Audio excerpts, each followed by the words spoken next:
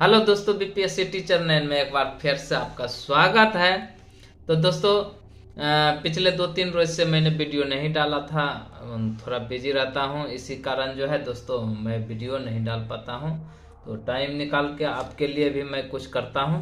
ठीक है दोस्तों, तो आज का वीडियो जो है आज चलेगा मौर्योत्तर काल। आज का टॉपिक है इतिहास की दुनिया में मौर्योत्तर काल। इतिहास और मौर्योत्तर काल में आता है शुंग वंश आता है। ठीक, शुंग वंश, कण्व वंश, सातवाहन वंश, उसके बाद हाल प्रथम आता है, सतकर्णी प्रथम आता है, गौतमी पुत्र सतकर्णी प्रथम आता है। ये सब इतने शासकों ने राज्य किया था। ठीक है दोस्तों, तो इसको आज आज खत्म कर लेते हैं, फिर नेक्स्ट टॉपिक जो है मैं अच्छा से फिर तैयारी करेंगे। और चलिए हम सब मिल के तैयारी करते हैं। ठीक है दोस्तों, तो आप लोग भी मिल के तैयारी करिए और अच्छे से पढ़ते रहिए और अच्छे से कोई भी एग्जाम है देते रहिए, एग्जाम की तैयारी करते रहिए। ओके दोस्तों, तो दोस्तों चलते हैं आज के इतिहास के। आज का टॉपिक है इतिहास की दुनिया में मौर्योत्तर काल। कौन है इतिहास की दुनिया में? मौर्योत्तर काल। और मौर्योत्तर काल में मौर्य वंश का जो ये चलता है, मौर्य वंश का अंतिम शासक कौन था? बृहद्रथ था।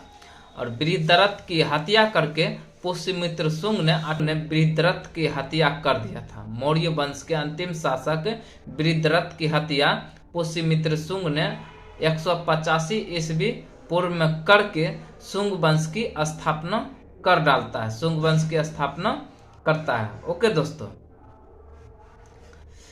तो अब चलते हैं शुंग वंश। शुंग वंश का संस्थापक जो है पुष्यमित्र शुंग है। कौन है? पुष्यमित्र शुंग है। शुंग वंश का संस्थापक पुष्यमित्र शुंग है। और पुष्यमित्र शुंग ने 2 अश्वमेध करवाए थे। कितने अश्वमेध? 2 अश्वमेध करवाए थे और यवन विजय के उपलक्ष्य में करवाए थे। किसके उपलक्ष्य में? यवन विजय के उपलक्ष्य में 2 अश्वमेध करवाते हैं। कौन? पुष्यमित्र शुंग। और पुष्यमित्र शुंग को एक पुत्र था अग्निमित्र। अग्निमित्र एक पुत्र था अग्निमित्र, और अग्निमित्र का भी एक पुत्र था वसुमित्र। वसुमित्र ने क्या किया? यवन को परास्त किया था। यवन को क्या किया? परास्त किया था। तब जाके पुष्यमित्र शुंग का एक पुरोहित था। पुरोहित जो है, पुरोहित कौन था? पतंजलि था। पतंजलि जो है दोस्तों, ये पतंजलि पाणिनि के अष्टाध्यायी पर महाभाष्य की रचना करता है। कौन? पतंजलि पाणिनि के अष्टाध्यायी पर महाभाष्य की रचना कौन करता है? पतंजलि। उसके बाद पुष्यमित्र शुंग ने सांची के स्तूप का आकार दुगुना करवाता है। सांची का स्तूप का आकार कितना करता है? दुगुना करवाता है। और वह कौन कौन सा स्तूप है? तो भरूत स्तूप है, बेसनगर है तथा बोध गया है। कौन है? भरूत स्तूप, बेसनगर और बोध गया। तो ये सब दोस्तों है। तो सांची के स्तूप को आकार का दुगुना करवाया था और ये सब स्तूप है। भरूत स्तूप, बेसनगर तथा बोध गया, ये सब स्तूप है। ओके दोस्तों, तो आज नेक्स्ट टॉपिक है पुष्यमित्र शुंग का भाषा क्या था। तो दोस्तों भाषा जो है, भाषा एवं व्यवस्था कैसी थी पुष्यमित्र शुंग की, वो चीज देखते हैं। तो भाषा एवं व्यवस्था जो था, भाषा संस्कृत था एवं व्यवस्था ब्राह्मण व्यवस्था था। कैसा था? भाषा संस्कृत और व्यवस्था ब्राह्मण व्यवस्था था। ओके, और पुष्यमित्र शुंग की स्मृति जो है, स्मृति कौन थी? तो मनु स्मृति था। कौन था? मनु स्मृति। उसके बाद शुंग वंश। शुंग वंश में ही चल रहे हैं। तो शुंग वंश में अंतिम शासक जो आता है देवभूति आता है। कौन आता है? देवभूति आता है। और देवभूति के हत्या 73 ईस्वी पूर्व में कर दिया जाता है। किसके द्वारा? वासुदेव के द्वारा कर दिया जाता है। ठीक, और वासुदेव ने देवभूति की हत्या करके कण्व राजवंश की स्थापना करता है। किस राजवंश की? कण्व राजवंश की स्थापना करता है। और कण्व, अब चलते हैं कण्व वंश की बारे में पढ़ते हैं। कण्व वंश की स्थापना कौन करता है? वासुदेव करता है। कौन है? वासुदेव। और कण्व वंश का अंतिम शासक सुशर्मा थे, जिसकी हत्या सातवाहन शासक सिमुक ने किया था। कण्व वंश का अंतिम शासक कौन था? सुशर्मा था, और जिसका हत्या कौन किया? सातवाहन शासक सिमुक ने कर डालता है। ठीक, उसके बाद सातवाहन शासक, सातवाहन वंश, सातवाहन वंश, उसके बाद सातवाहन वंश। सातवाहन वंश का संस्थापक कौन है? सिमुक है। कौन है? सिमुक है। और सिमुक की राजधानी जो था गोदावरी के तट पर था, प्रतिष्ठान में। कहाँ था? गोदावरी के तट पर प्रतिष्ठान में था, जो कि अभी वर्तमान में औरंगाबाद महाराष्ट्र में पड़ता है। ओके दोस्तों, तो ये प्रमुख शासक हुए सातवाहन वंश का। प्रमुख शासक कौन कौन आए? सतकर्णी प्रथम और हाल प्रथम और गौतमी पुत्र सतकर्णी प्रथम। ये सब शासक आते हैं सातवाहन शासक में। कौन है? सातवाहन शासक में। तो सबसे पहला शासक सतकर्णी प्रथम। सतकर्णी प्रथम जो है 27 ईस्वी पूर्व से 17 ईस्वी पूर्व तक शासन किया। कब तक किया? 27 ईस्वी पूर्व से 17 ईस्वी पूर्व तक सतकर्णी प्रथम शासन करते हैं। सतकर्णी प्रथम सातवाहन वंश का सबसे महान शासक था। कौन था सबसे महान शासक? सतकर्णी प्रथम। सातवाहन वंश का सबसे महान शासक सतकर्णी प्रथम था। इसने भी 2 अश्वमेध यज्ञ करवाए थे। पुष्यमित्र शुंग के अनुसार तरह ही 2 अश्वमेध करवाए थे तथा एक राजसूई कराए थे। एक राजसूई कराए थे। और सतकर्णी प्रथम ने चांदी के सिक्कों पर अश्व की आकृति एवं अंकित कराए थे। एवं अंकित कराए थे। क्या है दोस्तों? हाँ, सतकर्णी प्रथम ने चांदी के सिक्कों पर अश्व की आकृति अंकित कराई थी। ओके दोस्तों, उसके बाद सतकर्णी प्रथम ने उपाधि धारण जो करता है, उपाधि जो धारण किया था, वो उपाधि क्या था? तो दक्षिणा पथ का स्वामी कहलाता था। कौन? सतकर्णी प्रथम। दक्षिणा पथ का स्वामी कौन कहलाता है? तो सतकर्णी प्रथम। इसका वर्णन जो मिलता है विस्तार से नौनघाट शिलालेख में मिलता है। किसमें मिलता है? नौनघाट शिलालेख में मिलता है। नेक्स्ट टॉपिक है हाल प्रथम। हाल प्रथम 20 ईस्वी से 24 ईस्वी तक चला था। हाल प्रथम कौन चला? कब तक? 20 ईस्वी से 24 ईस्वी तक हाल प्रथम का शासन काल चला। और अब जो है यह जो था हाल प्रथम सातवाहन वंश का 17वां शासक था। कौन सा शासक था? 17वां शासक था। ओके दोस्तों, और यह जो हाल प्रथम प्राकृतिक ग्रंथ गाथा सप्तशती, जिसको गाथा हास सप्तशई की रचना तथा 700 श्लोक है इसमें। ठीक, तो इसमें हाल प्रथम के दरबार में गुणाढ़ जो निवास करते थे, हाल प्रथम के दरबार में निवास जो करते थे वह गुणाढ़ था। और गुणाढ़ को बृहत कथा कोश की रचना किया था। गुणाढ़ ने बृहत कथा कोश की रचना करता है।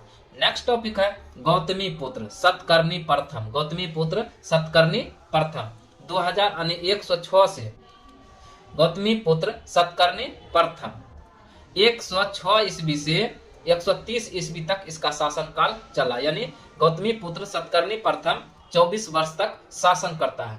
और यह जो है गौतमी पुत्र सतकर्णी प्रथम सातवाहन वंश का पुनरुद्धार करता है। उसके बाद छह रात वंश का नाश कर देता है। छह रात वंश का नाश कर देता है। कौन? गौतमी पुत्र सतकर्णी प्रथम। इसका एक शत्रु था, महान शत्रु था। उस शत्रु का नाम है नहपान। कौन है? नहपान। नहपान जो है छह रात वंश का शासक था। वो दोस्तों लाइन चला गया। ठीक है दोस्तों, तो दोस्तों लाइन चली गई थी, तो देखते हैं फिर से पढ़ लेते हैं। गौतमी पुत्र सतकर्णी प्रथम। गौतमी पुत्र सतकर्णी प्रथम।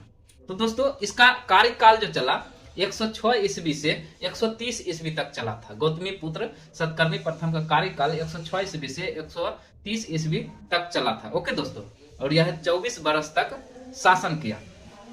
गौतमी पुत्र सतकर्णी सातवाहन वंश का पुनरुद्धार कर देता है। उसके बाद यह जो पुनरुद्धार करने के बाद उसके बाद छह रात वंश का नाश भी करता है। और छह रात वंश का नाश इसलिए करता है क्योंकि गौतमी पुत्र सतकर्णी का सबसे बड़ा दुश्मन यानी शत्रु नहपान था, जो कि छह रात वंश का ही शासक था नहपान। इसको नाश कर देता है। उसके बाद गौतमी पुत्र सतकर्णी प्रथम करता क्या है, शासकों से मालवा एवं काठियावाड़ छीन लिया। क्या करता है, शासकों से मालवा एवं काठियावाड़ छीन लेता है। ओके दोस्तों, अब उसके बाद जो है चलते हैं, तब जाके और किसके विजय के उल्लेख में छीनता है, नासिक अभिलेख जो है, नासिक विजय का उल्लेख जो, इसका विजय का उल्लेख जो दिया गया है, इसके विजय का उल्लेख जो दिया गया है नासिक अभिलेख में दिया गया। किसमें, नासिक अभिलेख में।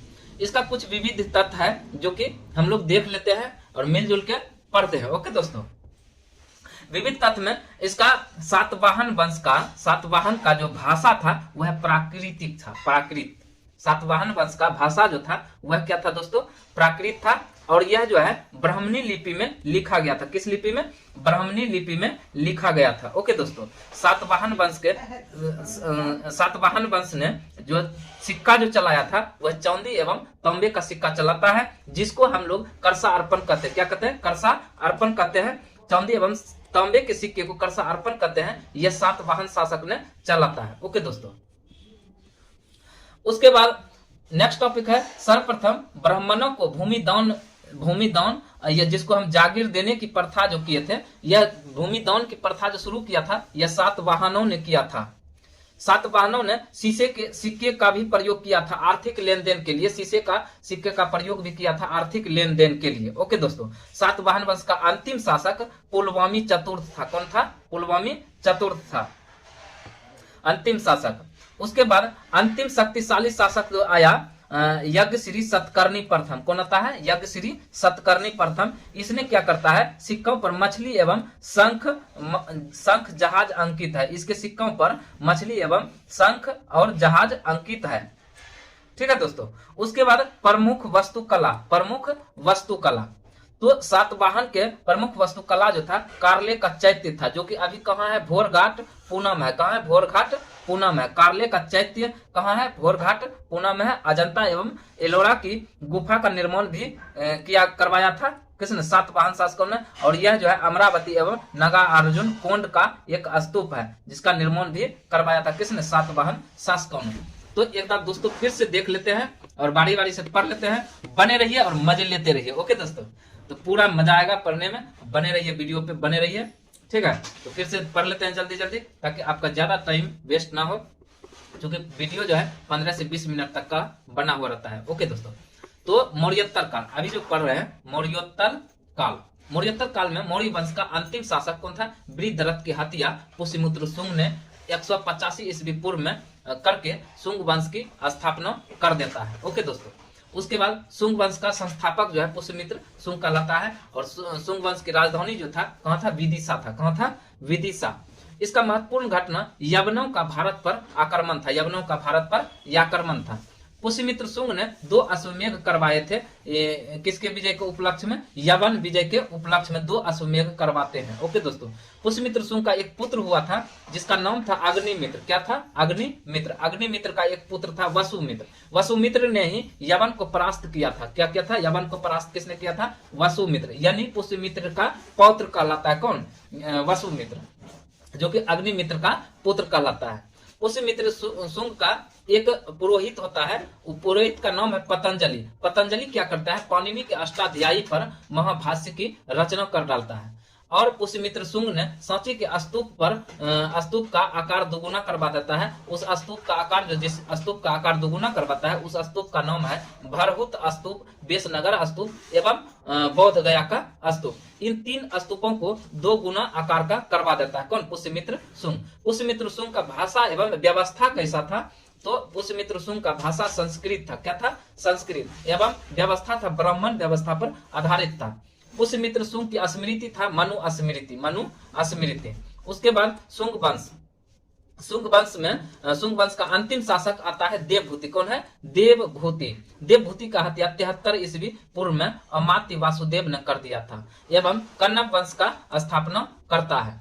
कन्नव वंश का स्थापना वासुदेव करते हैं। ठीक, संस्थापक जो है वासुदेव कहलाता है। और कन्नव वंश का अंतिम शासक सुशर्मा था, जिसकी हत्या सातवाहन शासक सिमुक ने कर देता है। तो उसके बाद सातवाहन शासक सिमुक का सुशर्मा की हत्या करके सातवाहन वंश का स्थापना कर देता है। और सातवाहन वंश में कितने शासक आए? तो सतकर्णी प्रथम आते हैं, हाल प्रथम आते हैं और गौतमी पुत्र सतकर्णी प्रथम आते हैं।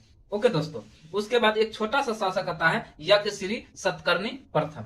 तो सभी को बारी बारी से विश्लेषण कर देते हैं, पूरा विस्तार से सुन लीजिए जल्दी जल्दी फटाफट। तो प्रमुख शासक सातवाहन का प्रमुख शासक पहला शासक आता है सातकर्णी प्रथम। इसका शासन काल जो चला था 27 ईस्वी पूर्व से 17 ईस्वी पूर्व तक चला था। ओके दोस्तों, सतकर्णी प्रथम सातवाहन वंश का सबसे महान शासक कहलाया और इसने भी 2 अश्वमेध यज्ञ कराया और 1 राजसूय कराए थे। ठीक, सतकर्णी प्रथम का सिक्का जो था वह चांदी का बना होता था, चांदी का सिक्का चलाया जाता था, जिसमें कि अश्व की आकृति अंकित कराई जाती थी। ओके, उपाधि जो धारण करता है सतकर्णी प्रथम वह दक्षिणा पथ का स्वामी कहलाता है। कौन? सतकर्णी प्रथम, जिसका ये उपाधि था, उपाधि धारण जो किया था सतकर्णी प्रथम, दक्षिणा पथ का स्वामी। इसका वर्णन विस्तार से होता है नौनघाट शिलालेख से। इसका वर्णन का विस्तार जो होता है नौनघाट शिलालेख से सतकर्णी प्रथम का वर्णन का विस्तार होता है। उसके बाद आता है हाल प्रथम। हाल प्रथम ने 20 ईस्वी से 24 ईस्वी तक शासन करता है, 20 ईस्वी से 24 ईस्वी तक शासन करता है। कौन? हाल प्रथम। हाल प्रथम जो है सातवाहन वंश का 17वां शासक था।